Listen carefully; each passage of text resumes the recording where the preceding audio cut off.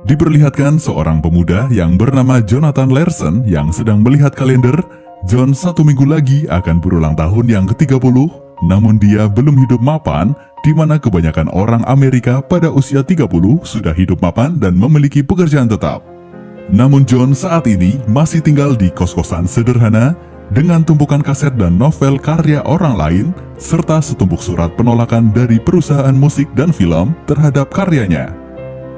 Pada kondisi ini, John merasa gelisah, namun kegelisahan itu malah membuat John terinspirasi untuk membuat lagu tentang umur 30.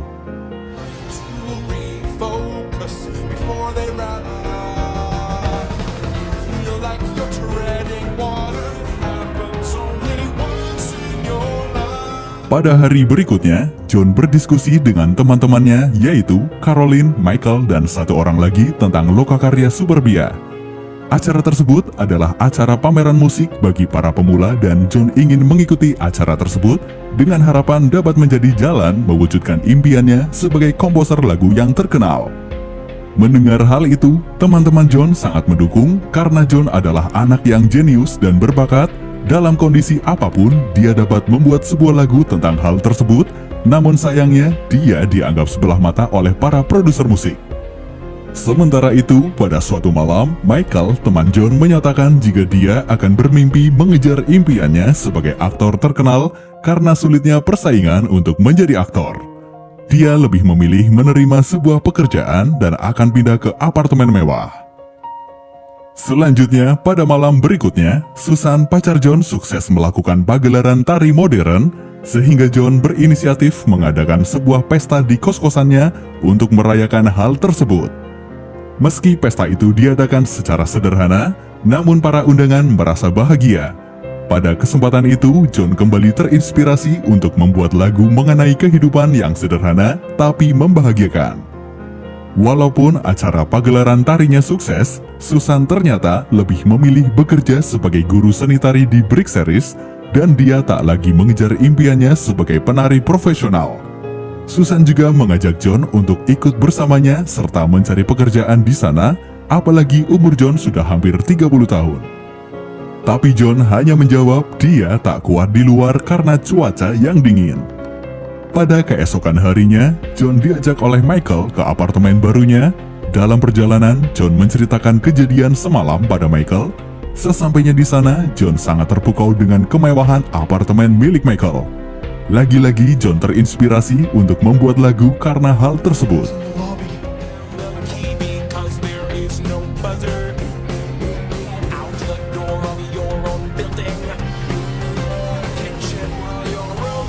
Pengalaman John beberapa waktu terakhir membuat dia frustasi karena orang lain sudah mulai menuju kemapanan, namun dia masih sibuk mengejar impiannya yang belum jelas hasilnya. Kemudian, di tengah berbagai penolakan dari para produser musik, akhirnya ada salah satu kepala teater musik bernama Ira Wiseman yang tertarik dengan karya John. Pada kesempatan itu, Ira memberi saran untuk membuat lagu yang pamungkas pada acara lokakarya Superbia dengan tujuan dapat menarik minat para produser musik. Namun di sisi lain, kondisi John sedang kurang baik, jiwa kreativitasnya seketika tak muncul untuk menciptakan lagu. Pada kondisi yang pelik itu, John teringat pengalamannya saat dia mempresentasikan karyanya di depan dua komposer terkenal yaitu Walter dan Stephen Sondheim. Ketika itu, Walter menganggap karya John jelek dan tidak jelas genre musiknya, namun berbanding terbalik dengan tanggapan Stephen Sondheim yang mengatakan itu adalah karya musikal sejati dan sebuah originalitas dari John dan berkelas. Sementara itu, di tengah usaha keras John untuk menciptakan lagu pamungkasnya, tiba-tiba Susan datang dan menanyakan lagi perihal tawaran pekerjaannya. Di sini John menjadi galau antara memilih pacarnya atau karirnya, dan pada saat itu, bukanlah lagu pamungkas yang tercipta, namun lagu galau sesuai dengan perasaannya.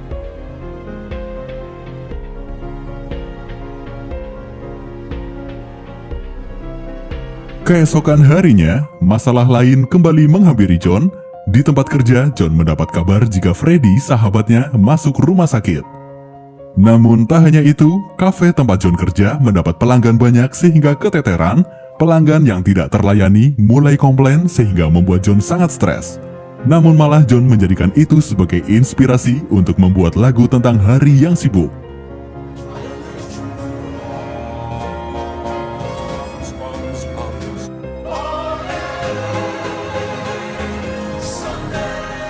Pada hari berikutnya, John kembali mempersiapkan lokakarya.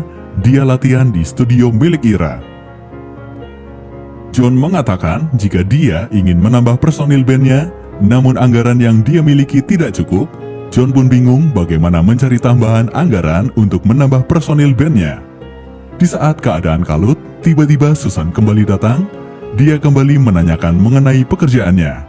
Kondisi dan situasi yang tidak menentu membuat John berkata, "Beri aku waktu lagi." Mendengar perkataan demikian membuat Susan langsung pergi. John kemudian mencoba pekerjaan sampingan untuk mendapat uang lebih untuk membayar personil band. Untungnya berkat bantuan Michael, John akhirnya mendapatkan pekerjaan sampingan. Dan personil bandnya pun kini lengkap. Pada suatu malam, Susan datang kembali ke kos-kosan John untuk menanyakan pertanyaan yang sama, yakni perihal pekerjaan di Brick Series. Tapi John tak mau ikut dengan Susan, dia lebih memilih impiannya dibanding pindah dengan Susan. John pun meminta maaf untuk hal itu, dan Susan juga memaafkan John. Tapi ketika mereka berpelukan secara tidak sengaja, jari-jari John bergerak menandakan dia menemukan lagu baru di pikirannya. Hal itu membuat Susan marah karena dia merasa dimanfaatkan, sehingga Susan pergi dari John. Selanjutnya, Michael kembali menawarkan proyek untuk John, namun John malah membuat lelucon ketika meeting sehingga membuat Michael marah dan pergi meninggalkan John.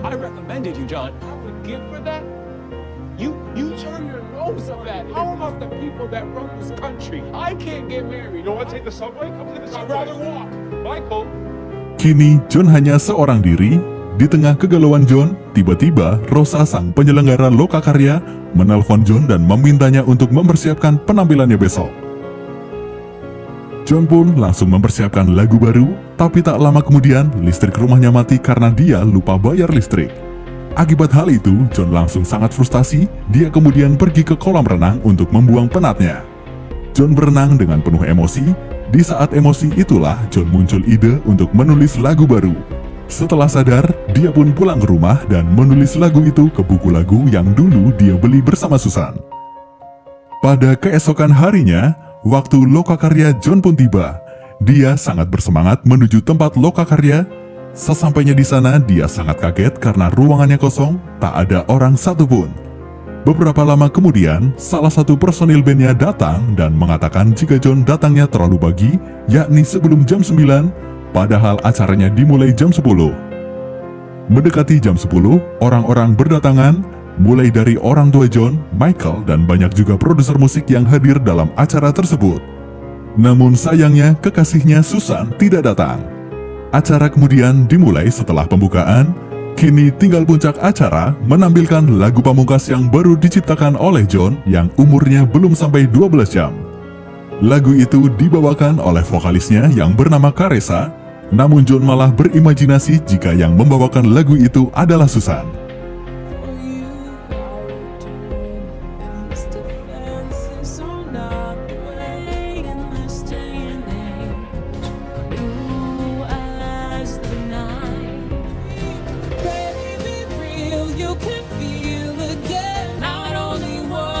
Lagu itu sungguh di luar dugaan. Lagu itu dapat memukau penonton. Setelah lagu itu selesai, penonton pun riuh memberikan apresiasi dengan lagu itu. Beberapa hari kemudian, Rosa sang penyelenggara lokakarya menelpon jika dia mendapat ucapan selamat atas lagu yang ditampilkan. Namun walaupun demikian, John tak juga mendapatkan kontrak dari produser. Rosa kemudian meminta John untuk membuat lagu lagi dan lokakarya lagi. John pun marah bercampur kecewa mendengar hal itu. Akibat hal itu, John merasa semua yang dilakukan selama ini sia-sia. Dia merasa muak dengan semua ini, dan seperti Michael, dia ingin bekerja di kantoran saja dan memiliki banyak kemewahan. John kemudian menemui Michael. Michael yang kaget melihat John berubah 180 derajat. Michael mencoba memotivasi John jika dia lebih beruntung darinya. John masih punya waktu yang panjang. Di situ baru ketahuan jika Michael mengidap penyakit HIV karena dia penyuka sesama jenis. dan usia Michael sudah tidak lama lagi. Setelah John tahu hal itu, dia menjadi sangat sedih serta mengingat masa-masa bersama Michael sejak kecil.